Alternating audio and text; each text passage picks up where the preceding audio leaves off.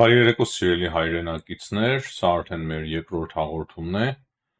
եւ սկսենք Հայաստանից հետո նոր անդրադառնանք միջազգային կարևոր հարցերի։ Նախքան հաղորդումը սկսելը ավանդաբար հիշեցնեմ լայքերի համար, եթե ուզում եք մշտապես ստանալ մեր հաղորդումները, անպայման նաեւ բաժանորդագրվեք սեղմելով նաեւ զանգակը։ Սկսենք Նիկոլ Փաշինյանի հեռախոսազրույցից Եվրոպայի խորհրդի գլխավոր քարտուղար Ալեն Բերսեի հետ։ Հաղորդագրությունից պարզ է դառնում, որ անդրադարձ է կատարվել Հայաստանին եւ Ադրբեջանի միջև խաղաղության հաստատմանը, տարածաշրջանային կայունությանը վերաբերող հարցեր են նաեւ քննարկել զրուցակիցները, այլ հաղորդագրություն չկա։ Հայաստանին վերաբերող թեմաներից կարող եմ նաեւ առանձնացնել, որ Էրդողանն է անդրադարձել օրեր առաջ Իգդիր Նախիջևան գազատարի բացման Ադրբեջանի նախագահի հետ ունեցած զրույցից, որտեղ որ անդրադարձ է կատարվել նաև հայ-ադրբեջանական խաղաղ կարգավորման գործընթացին, այսինքն Էրդողանը հիմա է անդրադառնում այդ հարցին, որ նրանք խոսել են նաև Հայաստան-Ադրբեջան հարաբերությունների կարգավորման շուրջ, նրանք մտքեր են փոխանակել այդ գործընթացի շուրջ։ Էրդողանը նաև անդրադարձել է Սիրիայում տեղի ունեցող իրադարձություններին։ Նա նշել է, որ Թուրքիան դատապարտում է ահաբեկչությունը եւ անարդարությունը, բայց հստակ ակնարկ կա, որ իրենց աջակցությունը մեծ է ներկայիս իշխանություններին եւ ոչ ոք Թուրքիային չպետք է քննադատի Սիրիայի մասով։ Սիրիայի մասին մենք դեռևս կխոսենք, շարունակելով թեման նաեւ ասեմ, որ Էրդողանը նաեւ խոսել է այն մասին, որ Եվրոպայի հետ հատուկ հարաբերություններ պետք է հիմա ձևավորվեն եւ եվրոպացի գործընկերները պետք է հասկանան, որ Թուրքիան կարևոր տեղ է զբաղեցնում Եվրոպայի անվտանգության մեջ։ Նա նաև նշել է, որ դա շատ կարևոր է, որ Եվրոպան հաշվի առնի այս փոփոխվող աշխարհում իր անվտանգությունը կառուցելիս Թուրքիայի դերը, որպեսզի Եվրոպան հաշվի առնի։ Եվ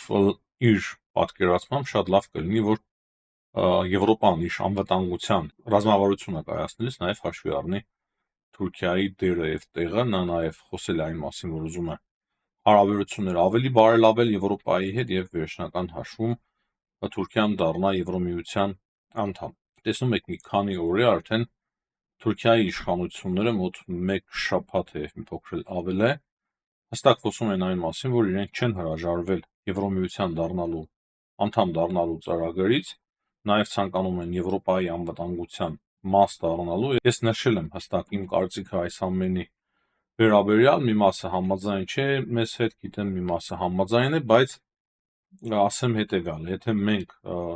պատկերացնում ենք, թե ինչ աշխարհագրություն ունենք եւ աշխարհագրությունը հստակ կապված է նաեւ քաղաքականության հետ եւ համարում ենք, որ Հայաստանը պետք է դառնա Եվրոմիության անդամ, ես կարծում եմ, որ թե Հայաստանի եւ թե Վրաստանի համար շատ օգտակար կլինի, որ Թուրքիան եւս անդամակցի Եվրոպային, լավ, եթե ոչ նույնիսկ անդամակցի, ապա շատ սերտ եւ խորը հարաբերություններ ունենա նույն Եվրոմիության հետ։ Դա իրոք չափազանց կարևոր է մեր անվտանգության համար, Հայաստանի Հանրապետության պետական շահի իրականացման համար։ Հայաստանին անդրադարձել նաեւ Ադրբեջանի արտգործնախարար Բայրամովը կրկին փորձել է խոսել այն մասին, որ խոչընդոտներ կան հայ-ադրբեջանական հարաբերություններում, որպեսզի այդ խաղաղության պայմանագիրը ստորագրվի, կրկին հիշել է Հայաստանի սահմանադրությունը, խոսել է այն մասին, որ Հայաստանը զինվում է, դա եւս խոչընդոտ է Բայրամովը համարել, չնայած որ Ադրբեջանը զինվում է, նրանք դրա մասին չեն խոսում եւ անգամներով ավելի շատ, բայց որ Հայաստանը զինվում է, դա իրենք տեսնում են որպես խոչընդոտ եւ նաեւ խոչընդոտ են տեսնում այն, որ իբր Հայաստանում գոյություն ունի եւ գլուխ է բարձրացնում ռևանշիզմը, թե ինչ ռևանշիզմի մասին է խոսքը, ամենայն անկեղծությամբ ես չեմ կարող ասել, բայց պարզ է, որ դա իրենց պետք է քարոզչության համար տարբեր երկրների արտգործնախարարների հետ հանդիպման ընթացքում, տարբեր պատվիրակությունների հետ հանդիպման ընթացքում նրանք հաճախ օգտագործում են այդ թեզերը, թե իբր Հայաստանի սահմանադրությունը պահանջներ ունի տարածքային Ադրբեջանի նկատմամբ, խոչընդոտ է նաև Հայաստանի զինվելը, ինչպես նաև իբր ռևանշիստական դրսևորումներ կան Հայաստանում, ինչը բնականաբար ես չեմ տեսնում հիմա, որ նման բան կա Հայաստանում, ամենայն անկեղծությամբ նման բան գոյություն չունի, բայց այնուամենայնիվ Ադրբեջանի արտգործնախարարը խոսում է այն մասին, թե իբր կան այդպիսի խոչընդոտներ։ Իրականում, եթե Ադրբեջանը ուզում է խաղաղության պայմանագիր կնքել Հայաստանի հետ, ես որևիցե լուրջ խոչընդոտ չեմ տեսնում, որ Ադրբեջանը իրոք ցանկանա եւ չկնքի այդ խաղաղության պայմանագիրը Հայաստանի հետ։ Բայց եթե չեն ցանկանում կնքել խաղաղության պայմանագիր, միշտ կարելի է գտնել տարբեր պատրվակներ, շատ հեշտ է գտնել տարբեր պատրվակներ, որպեսզի հրաժարվես կնքել խաղաղության պայմանագիր։ Այստեղ կարևոր է նաև նշել, որ ադրբեջանական Միլլի Մեջլիսի խոսնակն էր գտնվում Վրաստանում, նա նաև հանդիպել է Վրաստանի նախագահ Կավելաշվիլիի հետ, եւ Կավելաշվիլին այդ հանդիպման ընթացքում կարևորել է տարածաշրջանում խաղաղությունը։ Վրաստանը միշտ էլ խոսում է նաև խաղաղության մասին, չգիտեմ ինչքանով դա հաճելի է ադրբեջանական կողմի համար, ինչքանով չէ,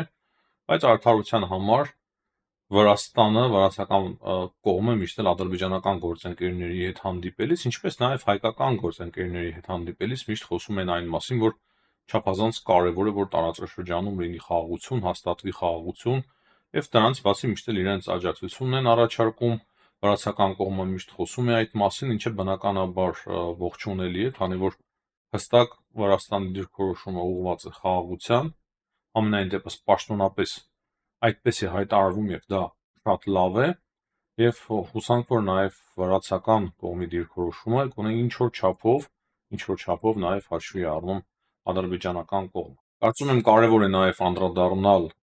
Հիհմետ Հաջիևի այցին Լոնդոն։ Մենք խոսում ենք այն մասին, թե ինչքան հաճախ է նա այցելում Իսրայել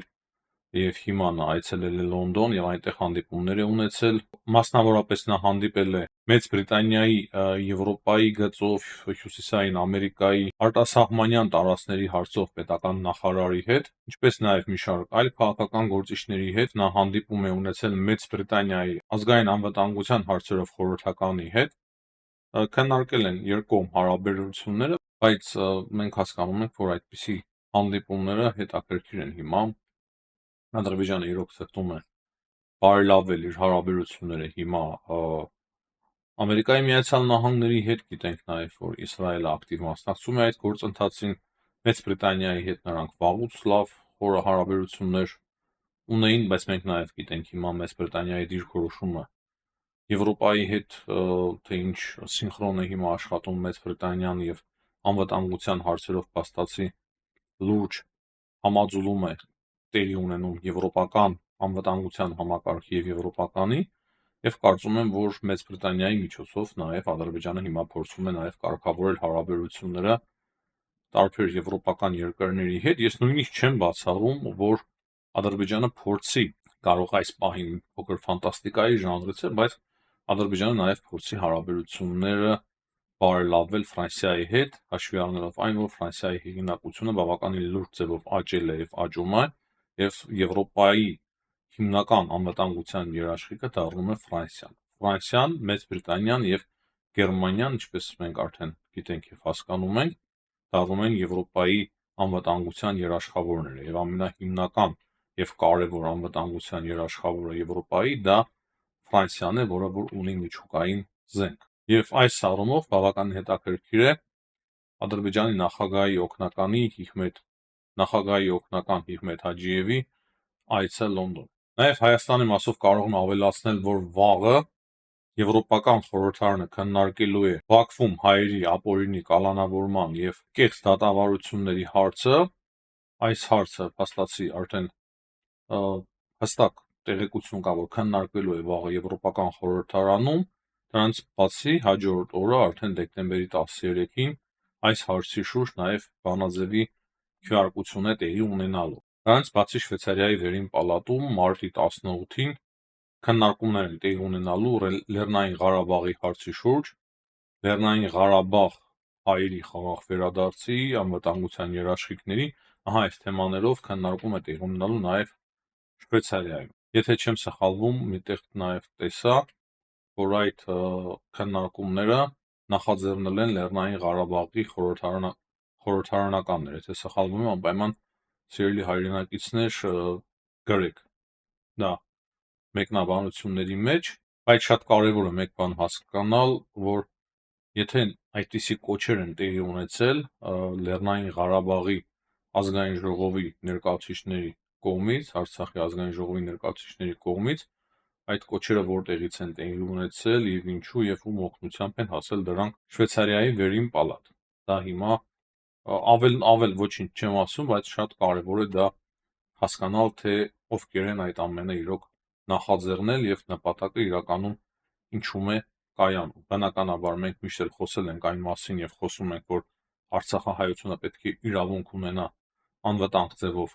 հետ վերադառնալու Արցախ միջազգային երաշխիքների եւ խաղապահների ուղեկցությամբ, բայց որ այսպիսի նախաձեռնություններ են տեղի ունենում եւ քննարկում հիմա Շվեյցարիայի վերին պալատում, իրոք շատ հետաքրքրական է։ Հայաստանին վերաբերող հիմնական հարցերին անդրադարձանք, հիմա անդրադառնանք միջազգային կարևոր իրադարձություններին եւ սկսենք Սիրիայից։ Սիրիայում եւս հետաքրքիր գործընթացներ են տեղի ունենում բախումներից բացի, նաեւ տեղեկություն կա, որ հիմա քրդերը պայմանավորվածություն են կնքել Սիրիայի նոր իշխանությունների հետ, այսինքն իրանք արդեն պատրաստ են համագործակցել Սիրիայի նոր իշխանությունների հետ, քրդերը փաստացի ենթարկվելու են նաեւ Սիրիայի համատեղ ընդհանուր այդ զինված ուժերի հրամանատարությանը։ Այս մասով ես հիմա կմիացնեմ նաեւ արհեստական բանականության միջոցով այդ տեղեկության թարգմանված տեքստի կարդալում։ Միջայլոց ձեր մեկնաբանությունները տեսա նաեւ այդ առումով, որ բավականին դրական եք սա գնահատում, բավականին դրական է այդ նախաձեռնությունը, մենք փորձում ենք միշտ էլ նորարարություններ մտցնել մեր հաղորդումների մեջ, որոնք որ չափազանց կարծում ենք կարևոր է եւ մեր եթերների ընթացքում, եթե ոչ միշտ, ապա շատ հաճախ անպայման տեղ կհատկացնենք նաեւ այդպիսի կարևոր թարգմանություններին։ Հիմա ներկայացնեմ ձեզ այդ թարգմանությունը եւ դրա հետ մեկտեղ փորձենք մեկնաբանել, թե ինչ է կատարվում։ Սիրիայի քրդերը համաձայնության են եկել երկրի նոր իշխանության հետ։ Քրդական Սիրիայի դեմոկրատական ուժերը համաձայնագիր է ստորագրել, միանալու Սիրիայի նոր իշխանություններին ենթակա անվտանգության ուժերին։ Փաստաթուղթը ստորագրվել է Ալ-Շարայի եւ Սիրիայի դեմոկրատական ուժերի հրամանատար Մազլում Աբդիի հանդիպման ժամանակ։ Ըստ համաձայնագրի, բոլոր քաղաքացիական եւ ռազմական օբյեկտները, որոնք տեղակայված են Սիրիայի հյուսիս-արևելքում, ինտեգրվելու են նոր իշխանությունների գլխավորած կառավարման համակարգին։ Խոսքը մասնավորապես քրդական տարածքների բոլոր անցակետերի, ինչպես նաև այնտեղ գտնվող օդանավակայանի գազի ու նավթի հանքավայրերի մասին է։ Բացի այդ, համաձայնագիրը նախատեսում է հրադադար ամբողջ Սիրիայում եւ քուրդ բնակչությանը երաշխավորում է սահմանադրությամբ նախատեսված բոլոր իրավունքները, ներառյալ քաղաքացիության իրավունքը։ Քրդերը իրենց հերթին խոստանում են աջակցել սիրիական նոր իշխանություններին, նախկին նախագահ Բաշար Ալ-Ասադի կողմնակիցների եւ Սիրիայի անվտանգությանն ու միասնությանը սպառնացող այլ տարրերի դեմ նրանց պայքարին։ Ըստ սիրելի հայրենակիցներին չէ տեղի ունենում այս ձայնագրությունից պարզ է դառնում, որ հիմա քրդերը պայմանավորվածություն են ձեռք բերել Սիրիայի նոր իշխանությունների հետ, նրանք համատեղ նաեւ պայքարելու են Բաշար Ալ-Ասադի նախկին նախագահի ներկայացուցիչների դեմ, որոնք որ հիմա անվտանգություն են բարձրացրել Սիրիայի նոր իշխանությունների դեմ, եւ դրանից բացի փաստացի Էրդողանի պահանջները այդպես է փաստացի դուրս գալիս, որ կատարում են քրդերը, բայց նույն ժամանակ ես չեմ տապում հավատալ, որ ամեն ինչ այդպես հանգիստ եւ խաղաղ կընթանա, հնարավոր է, որ ինչ որ զինաթափումներ ապագայում տեղի ունենան քրդերի եւ քրդերը արդեն փոխեն իրենց դիրքորոշումը, այսինքն միանշանակ դժվար է ասել, թե այս պայմանավորվածություններին որքանով հետևելու են կողմերը։ Ապրենք կտեսնենք, բայց իրոք բավականին բարդ եւ հետաքրքիր նույն ժամանակ գործընթաց։ Անցնենք Ուկրաինային վերաբերվող հարցերին, Ամերիկայի Միացյալ Նահանգների պետքարտուղար Մարկո Ռուբիոն փաստացի հիմա արդեն պաշտոնապես հաստատում է, որ Ուկրաինան սկսել է արդեն ամբողջ ծավալով ստանալ հետախուզական ամերիկյան տվյալները, բայց հիմնականում հստակ շեշտում է, որ դրանք վերաբերվում են Ուկրաինայի պաշտպանությանը, եթե նախկինում նաեւ օգնում էին Ամերիկայի Միացյալ Նահանգները հարձակման ծրագրերի իրականացման այդ հետախուզական տվյալների միջոցով, երևի թե նախկինում որքան ես տեղյակ եմ, այդպես էլ կա փաստացի, նրանք նաեւ տեղեկություններ էին տալիս, թե որտեղ կարելի է հարվածներ հասցնել հրթիռների միջոցով, երևի թե այդ մասը հիմնականում վերացել է, բայց նույն ժամանակ պաշտպանության հարցում Ուկրաինայի պաշտպանության հարցում այդ փոխանակումը տեղեկությունների հետախուզական տվյալների փաստացի վերասկսվել է։ Դրանից բացի մենք գիտենք, որ հիմա Սաուդյան Արաբիայում տեղի են ունենում բանակցություններ ուկրաինական կողմի եւ ամերիկական կողմի միջև, արդեն իսկ Volts-ը հայտարարել է, որ բավականին հետաքրքիր եւ զգալի առաջընթաց կա։ Քիչ առաջ նաեւ ավարտվել էր առաջին փուլը բանակցությունների, հետո կողմերը արդեն կրկին վերսկսել էին բանակցությունները, երկրորդ փուլն է հիմա տեղի ունենում, երևի դրա ավարտին մենք արդեն նոր մանրամասներ ունենանք, բայց այս պահի դրությամբ հստակ հույս է հայտնվում երկու կողմից, որ այդ բանակցությունները շատ արդյունավետ կլինեն, այդ մասին է խոսում իմիջիայլոց նաև Զելենսկին։ Ֆրանսիայի պաշտպանության նախարարն է հետաքրքիր հայտարարություն արել այն գործընթացների շուրջ, որոնք որ հիմա տեղի են ունենում Եվրոպայում, եւ նա ասել է, որ փաստացի հիմա շատ լուրջ մեծ փոփոխություններ են տեղի ունենում Եվրոպայում անվտանգության համակարգի շուրջ, որոնք որ տեղի չէին ունեցել սառը պատերազմից հետո, եւ նա ասում է, որ Եվրոպայի վերազինումը ժամանակակից այդ տեխնոլոգիաների միջոցով տեղի ունենալու նրա համար, որպեսզի անվտանգություն ապահովի այս տարածաշրջանում Եվրոպայում եւ դրանից բացի Ուկրաինային են փորձելու զինել, Ուկրաինայի բանակն են փորձելու ամրապնդել, որպեսզի այն խաղաղությունը, որը որ կհաստատվի Ուկրաինայի եւ Ռուսաստանի միջև, լինի հարատև։ Խաղաղությունը, որը որ հաստատվում է ուժի միջոցով,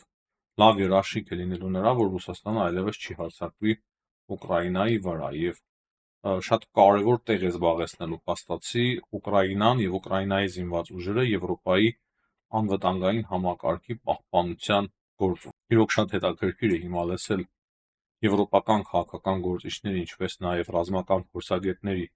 կարծիքը նաեւ Հարավային Կովկասի մասով, թե ինչպիսին են տեսնում նրանք Հարավային Կովկասը, Հարավային Կովկասի անվտանգությունը եւ Հարավային Կովկասի դերը նաեւ Եվրոպայի անվտանգության մեջ, որպեսզի մեզ համար արդեն պարզ լինի, թե ինչ-որ փոփոխություններ կան Եվրոմիության քաղաքականության մեջ Հարավային Կովկասի մասով, թե ոչ։ Կարծում եմ, որ ոչ մի փոփոխություն էլ ընդհանուր առմամբ տեղի չի ունենում, բայց հաշվի առնելով այն փաստը, որ հիմա արդեն Եվրոպան լուրջ որոշումներ է կայացնում վերազինվելու առումով, իրոք այնուամենայնիվ ինձ հետաքրքրում է, թե ինչ տեսակետ ունի Եվրոպան Հարավային Կովկասի մասով, այսինքն փորձելու են նրանք օգնել Հարավային Կովկասի երկրներին ամրապնդելու իրենց անկախությունը եւ ինքնիշխանությունը։ Ինչպես նաեւ շարունակելու են պաշտպանել թեկուզ քաղաքական հայտարարությունների մակարդակով եւ գործնականում նաեւ փորձելու են պաշտպանել երկրների տարածքային ամբողջականությունը, թե ոչ։ Խոսելով Ուկրաինայից նաեւ պետք է նշենք, որ այսօրվա ուկրաինական հարվածները Ռուսաստանին բավականին լուրջ են եղել, աննախադեպ են եղել իրենց քանակով դրոնների եւ Մոսկվայի շրջանում նույնիսկ կան երկու զոհեր, օդանավակայանները փաստացի Մոսկվայում լրիվ կաթվածահար են եղել, չեն կարողացել ընդունել ինքնաթիռներ եւ ասում են այն մասին, որ նման լուրջ անօդաչու թռչող սարքերով հարձակում Ուկրաինան դեռևս չէր կազմակերպել։ Վերջում կարելի է անդրադառնալ նաև Դոնալդ Թրամփի վերջին հայտարարություններին, որը որ կրկին վերաբերվում է Կանադային, եւ նա ասում է, որ փաստացի Կանադան, եթե ուզում է խուսափել այդ մաքսատուրքերից, ինչպես միշտ նա առաջարկել է, հիմա էլ ասում է այն մասին, որ Կանադան պետք է դառնա Ամերիկայի Միացյալ Նահանգների 51-րդ նահանգը, որը կզրոյացնի ընդհանրապես կչեղարկի բոլոր մաքսատուրքերը Կանադայի նկատմամբ։ Այս պահի դրությամբ այսքանը, սիրելի հայրենակիցներ, կրկին կոչ եմ անում ձեզ լայքել եւ բաժանորդագրվել մեր ալիքին, հաջողություն, կհանդիպենք։